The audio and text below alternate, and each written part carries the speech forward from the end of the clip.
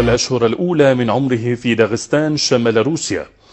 الرضيع تظهر على جسمه كل أسبوع كتابات بالعربية، يقول السكان المحليون إنها كناية عن آيات قرآنية وأحاديث شريفة. من قال إن زمن المعجزات قد ولى.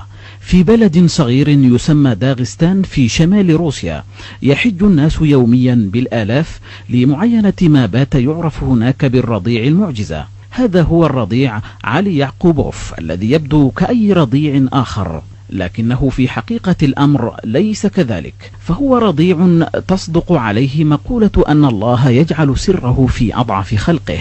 أما المعجزة فهي أنه كلما مرت بضعة أيام تظهر على جسم الرضيع كتابات بالعربية هي عبارة عن آيات قرآنية أو أحاديث شريفة، هذه إحداها. لو تعلمون ما أعلم لضحكتم قليلا ولبكيتم كثيرا.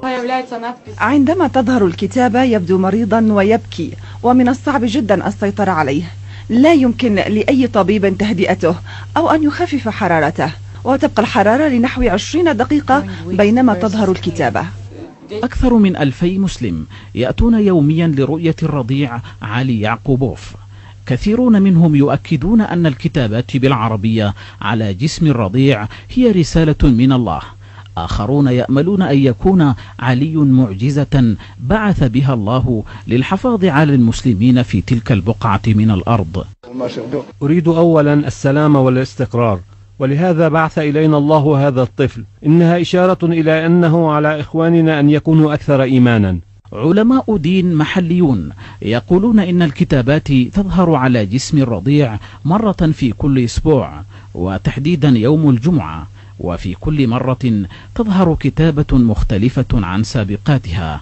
إذن الناس تأتي وتذهب، وإذا كان بعضهم ليس بحاجة إلى معجزة لتقوية إيمانه، فإن آخرين يبحثون عما يثبت لهم أنهم على الصراط المستقيم.